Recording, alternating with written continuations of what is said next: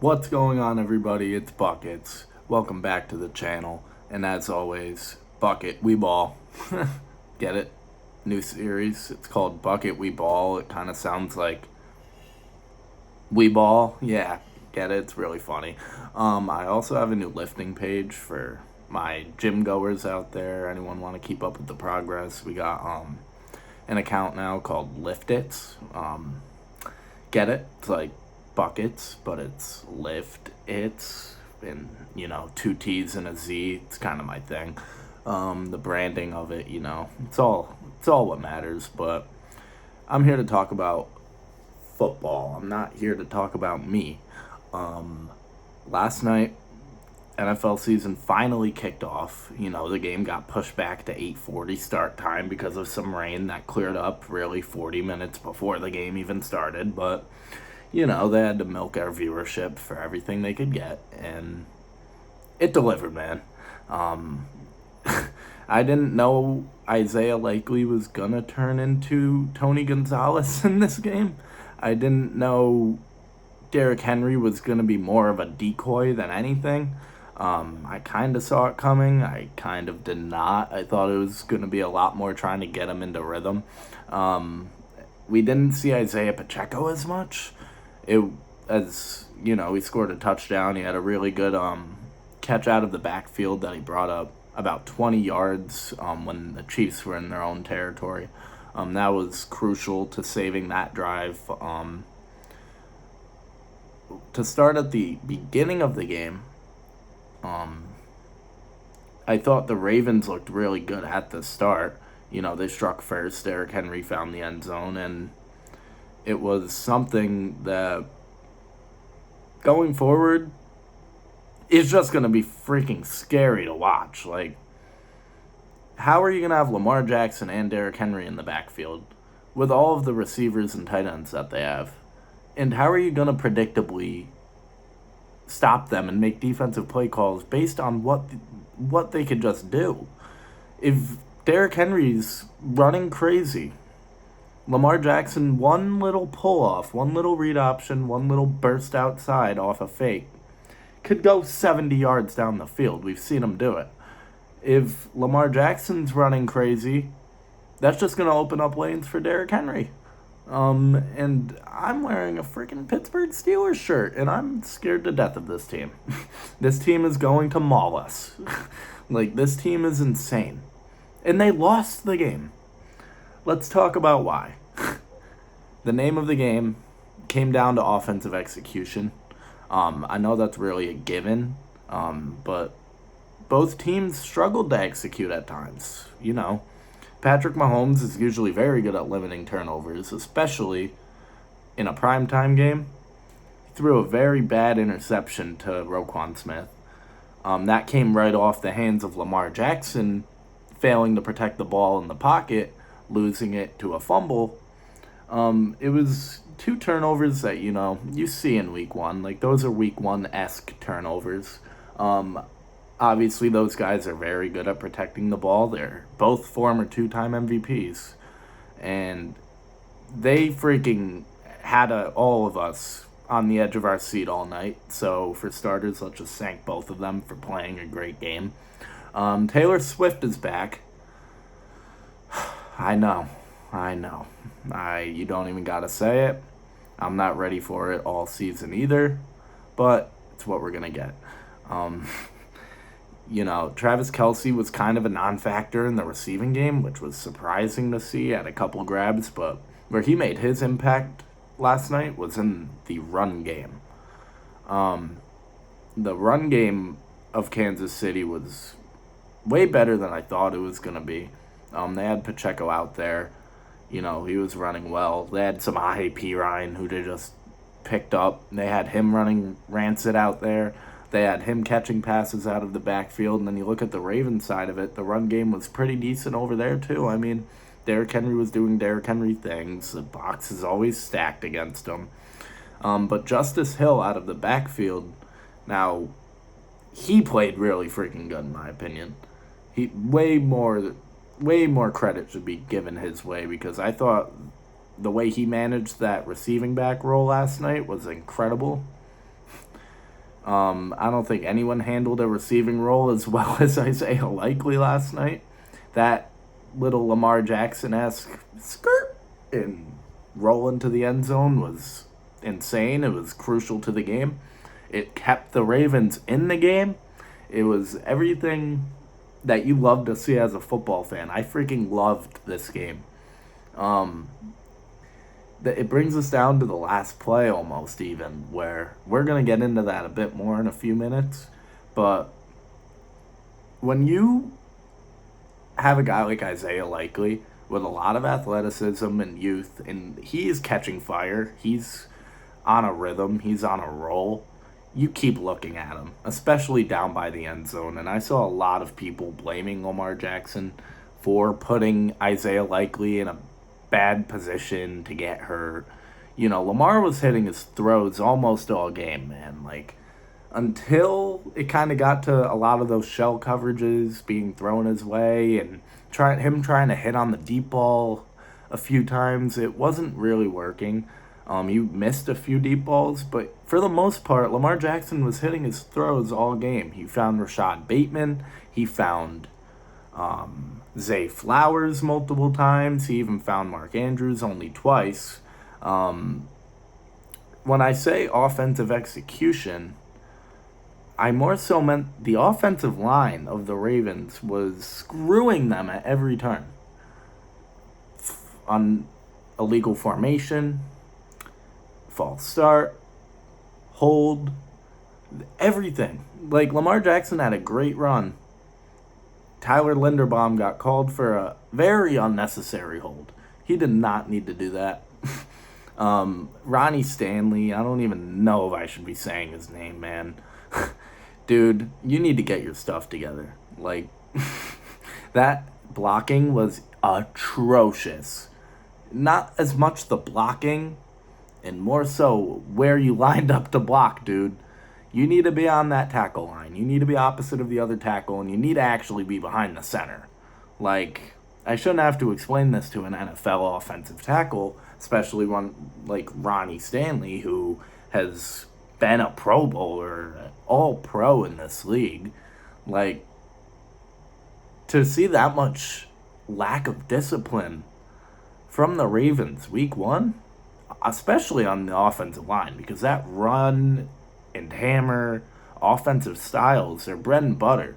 When you have that many penalties against your offensive line, it's just doing nothing but hindering. It's a whole hindrance on the entire game, on your entire game plan, on your entire flow. Like, and they really couldn't get anything going on the ground to the Ravens' caliber, because you have guys getting downs taken away and yardage taken away and needing to replay downs where you're playing good on, all because you have to cheat and start up and do a bunch of unnecessary things that you do not need to do. I can't wait for all the Ravens fans in here just flaming the shirt. I can't wait for everyone just trying to tell me how bad my team is. Only difference is my team didn't play yet, and the difference is probably the fact that my team isn't going to get 18 illegal formations in just the first quarter, because that's really where most of them came in. The refs were looking to make a statement, I think, try to enforce some of these offensive penalties that they let slip in the past, and they're even out there giving warnings. Ronnie Stanley got a warning in between his first and his second penalty, and they still threw the flag. It was like they were throwing every flag that they possibly could out there on the Ravens. And I really think it's corny when people think that the refs are rigging it for the Chiefs or rigging it for any team. As a Steelers fan, we hear that more than anything. Rigging it for the Steelers, Patriots fans, Cowboys fans. Well, the refs don't really like the Cowboys, but that's besides the point. Any big market team has to deal with the fact that everyone's going to say that the refs are favoring them. That's just not true. I mean, they show the replays of all the flags. They're all callable. They're all honestly warranted, especially the ones on the offensive line, because when you have guys in the trenches starting up so high, it's an unfair advantage. I mean, you have to throw those flags because they change the outcome of the play. They change how you set the edge. They change how you can get outside. They change all the leverage you have on the line. It changes everything. Um, Especially Isaiah Likely, in the fact that he even got to a point where he needed to chip block and then go run his route. And the fact that he was the hot hand catching the ball, but he had to stay in the chip on Chris Jones, that totally took away their offensive flow. That's why they went down so much in the third quarter. Up until, guess who? Isaiah Likely hit the Lamar celebration into the end zone. They were out of it. They weren't gonna score. They probably weren't gonna score a passing touchdown all day if it wasn't for Isaiah Likely, which is crazy considering Mark Andrews only had 2 catches. Like, I really was questioning the Ravens play calling from the start. You would have imagined it would have been a lot more using Derrick Henry as a fake, like using him as a decoy, and I feel like they just used Derrick Henry as a decoy a lot, but in the wrong way. I feel like when he was on the field, it was too obvious that it was going to him. And when he was on the field and it didn't go to him, it was a Lamar run every time. So I definitely want to see the play action with Derrick Henry way more. I want to see them utilize that better. I want to see them utilize a fake, maybe inside zone handoff to a Lamar rollout where we know he's electric and we know he can make plays. Like, where he thrives is when he improvises, gets out of the pocket, everything's up in the air, you don't know what he's going to do, run, pass, and when you have Derrick Henry down there, you can bring a lot of defenders down, a lot of pressure down, away from your deep ball, and that's what will open that up for Lamar Jackson in the future, is more activity underneath, soaking in the defense and allowing him to get outside and make those deep passes. Not just, let's be stagnant, let's give it to Derrick Henry and then come out and then don't give it to Derrick Henry, and when we do bring Derrick Henry out, we're going to run with Lamar. It can't be that one-dimensional. I felt like the Ravens' play calling was way too one-dimensional. And I feel like when you look at the Chiefs' play calling, while they were not executing on offense the way that you usually see them execute, it wasn't a lot of Travis Kelce. It wasn't as much Pacheco in the receiving game. It wasn't as much run game at all from the Chiefs, which is how we've seen them win a lot of games in the past couple of years. But it was a lot of movement. It was a lot of motion before the snap, a lot of pre-motion. I loved the play when they ran Rashee Rice in the 3-stack on the right side of Mahomes, and they had him kind of motion under like it was going to be a little bubble screen, and then they had the 2 guys release, and then they had Rashee come under. That was a great play call. I loved that one from Andy Reid, and he gained about 15 yards on that play. It was a play right before it where Rashee Rice just kind of took a slant pass and brought it deep, a little deep down the field, way deeper than you'd usually bring a little slant. And it's because Rashee Rice is amazing at finding the soft spots in the D pause and getting out into open space, and that is where Xavier Worthy came in, because the way they got him involved in all these different dynamic looks and moving on jet sweeps and behind the ball and over the middle and underneath and down the field, Xavier Worthy had 2 touchdowns in his first career NFL game. So that just goes to show how important it is to get your guys in positions to score, get the ball. The way you utilize them and spread them around the field and presenting them differently to different defenses is all the world's difference. When on Baltimore's side, it's way more defined what these guys' roles are. Like Zay Flowers is kind of their over the middle guy, their route worker. Isaiah Likely was working the sideline the entire game.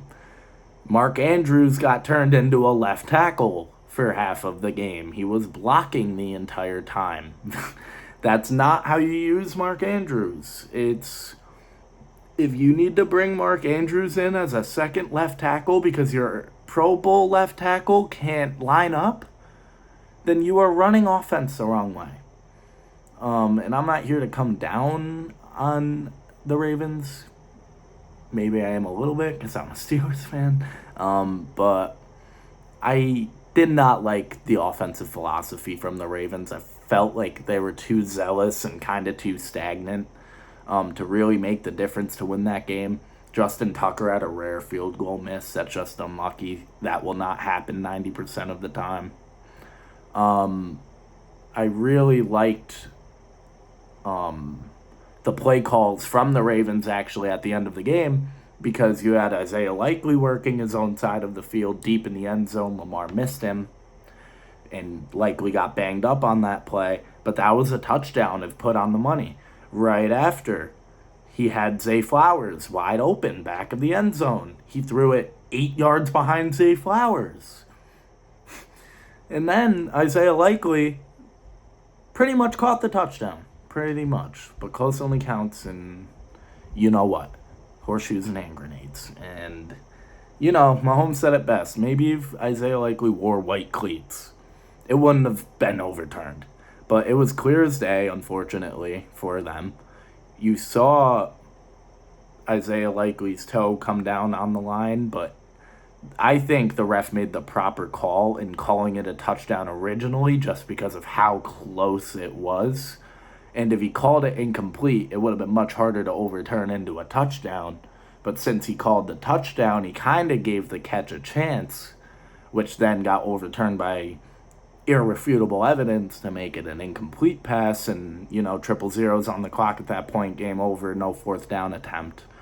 But I thought it was probably the best week one game I can remember, at least for like an opening night, like Thursday night football in week one. Like that was an incredible game. Ultimately, it came down to the offensive execution of the Baltimore Ravens and more so their lack of, honestly, at least compared to the Chiefs, who I felt like had a way more versatile attack on offense. And I feel like, Chris Jones was probably, if I had to pick one guy, I would pick Chris Jones probably as the X factor of the game just because of the way he flustered the Ravens play calling and took away their flow and the free-flowing offense they had going when Likely was going down the field. I really liked the way Chris Jones was just making it hell for that offensive line. They had to bring Mark Andrews in to play, like I said, left tackle for half the game. They were running 7 O-linemen because the Chiefs, Karlaftis and them, Chris Jones, they were all getting home. And they were all, if they weren't getting home, they were all collapsing the pocket on Lamar and flushing him out. So it's a lot of things that, come down to what will allow the Ravens to run that ideal offense that they want to run. And it's simply the offensive line, which is usually the best part of the Baltimore Ravens. Back in the Marshall Yanda days, they would never have this type of lack of discipline. And it was crazy to see last night, I will say. The amount of calls that went against the Ravens that you watched back after and said, that's actually a flag. I saw a lot of Ravens versus refs, Chiefs and the refs versus the Ravens. It really wasn't. The Ravens were just playing horribly. They were playing horrible offensive line football. They were playing horribly. I can't say it any other way. They were undisciplined on the line. They were getting in their own heads with these flags. They were forcing other guys out of their comfort zone and into blocking situations because they couldn't do their job. And in turn, you had to attack the Chiefs in a different way that they already had covered. And when you brought Derrick Henry out there, it wouldn't do anything because you guys are playing from behind. And Derrick Henry's just going to get the ball anyway, and the Chiefs know that. So it's going to be a reflection, I really think, of the offensive line when you look back at this game later in the season. But it was a great game overall. I think overall, if you ask me, Lamar Jackson played really well. He kept a lot of drives alive with his legs. He was making really good decisions. Honestly, he was. Those flips to Justice Hill when the pocket was collapsing, the passes to the soft flat with Isaiah Likely, the way he was getting Rashad Bateman involved, the way he was getting Flowers involved. I thought Lamar Jackson played fantastic, except until the end, where offensive execution, again the name of the game, kept rearing its ugly head. And I think all those issues at the end of the game really sprouted from the offensive line's lack of discipline and their consistently getting penalties. So it's just so much harder for them to develop their offensive flow and keep that going at that because of just how many moving parts there are and how much you have to account for and change in order to get the proper flow of your offense established. And I feel like with the offensive line playing like that, it hindered Derrick Henry, it hindered Lamar himself, it definitely hindered Mark Andrews, and it even ended up hindering Isaiah Likely, who played the best game of his career and almost had 2 touchdowns. If he made that grab, it would have been like 10 catches for 120 yards and 2 touchdowns. That's one of the best tight end games I ever would have watched if he scored that touchdown at the end. And quite honestly, Ronnie Stanley killed it. Ronnie Stanley ruined it. He ruined the game for the Ravens. I really hope he doesn't watch this video because he'll probably come kill me. He's a huge dude. But I want no problems with Ronnie Stanley, by the way. But you gotta say, he was by de facto, in my opinion, the issue with the Ravens' offensive flow and the reason they weren't able to outshoot the Chiefs last night. The Chiefs, I feel like, executed just slightly better. While it wasn't perfect, they executed better in terms of what they were trying to do and accomplish, and they got the things done that the Ravens did not get done. And quite honestly, I think the Chiefs just stayed more disciplined and more calm throughout the game. I think the Ravens came out too eager. And I believe the refs were looking to make an example of this game to set a precedent for the entire season based on what the O-lineman can do, what the O-lineman can't do. But overall, I don't think anything other than the offensive line is the reason for why the Chiefs were able to get the win. I think they won the trenches. That's my honest opinion. They won the trenches, and they were able to stay more composed on the offensive side of the ball than Baltimore was. And it's going to be a big week of reflecting for John Harbaugh. He needs to come out, make sure that his offensive line is staying in a position where they can make their blocks and they can run their offense that we know has the potential to be the most dangerous in the NFL with Lamar and Derrick Henry. Even Justice Hill. They really should be the best running team in football this year. They really should. But last night, that wasn't able to happen. Pardon me if I sound like I'm beating a dead horse, but because of the offensive line. And when they say that the O-line is the most important in football, they don't say it just to give them their flowers, and they don't say it just to, bring attention to something that doesn't usually get attention. That's a real take. That is a real take to make, because you can look at how the offensive line affected the entire game. You could look at how the offensive line disrupted the Ravens, and then you could look at how Kansas City's offensive line did not disrupt their flow of the game. So with that being said, I think that's going to do it for me. I thought it was an amazing game, but I think if those two teams do meet up again, it's going to be must-see TV, and I would be expecting to see a much more seasoned and chiseled out Ravens offense, one that's not so on edge, one that's not so snap happy, one that's not so undisciplined. And I think that down the line is what's going to be potentially the NFL's game of the year, would be a Chiefs-Ravens playoff matchup down the road. And we will meet again on Tuesday, to talk about all the games from not only tonight between the Eagles and the Packers, but all of the games Sunday and then the game Monday. And while I am really excited, I do have to get going on this one for now. So I'll leave you with a score prediction for tonight. Eagles, Packers, Jordan Love, Jalen Hurts. The debut of Saquon Barkley in Philadelphia. The debut of Josh Jacobs in Green Bay.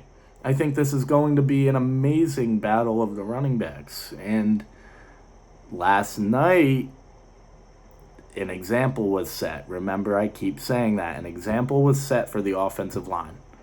Tonight, I think it will once again come down to what offensive line and what run game is able to stay more disciplined, more composed, and stay in their rhythm. Whatever offense does that tonight will win the game.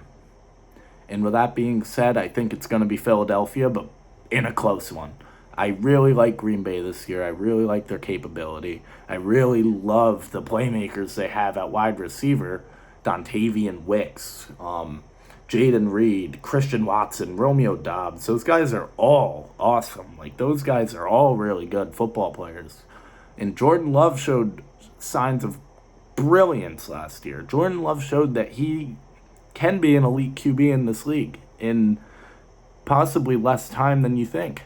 Could be this year.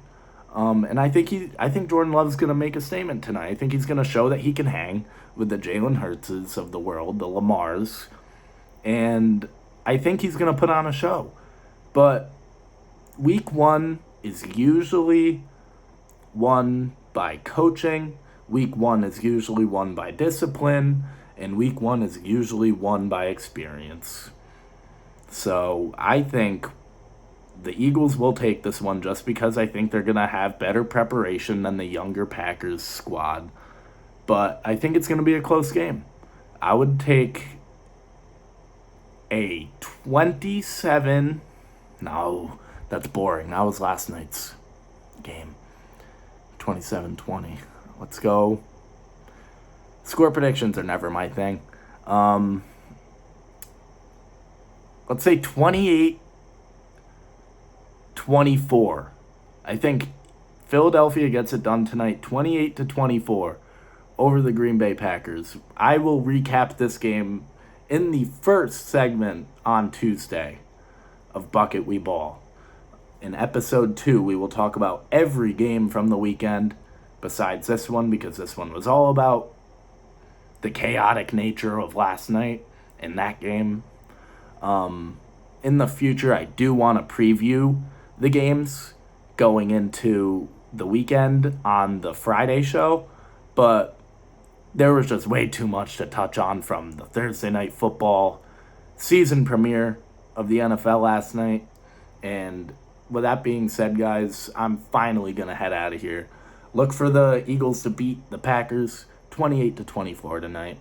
And without a further ado, I will see you guys on Tuesday for episode 2 of Bukkitt We Ball. Thank you guys so much for tuning in, and until next time.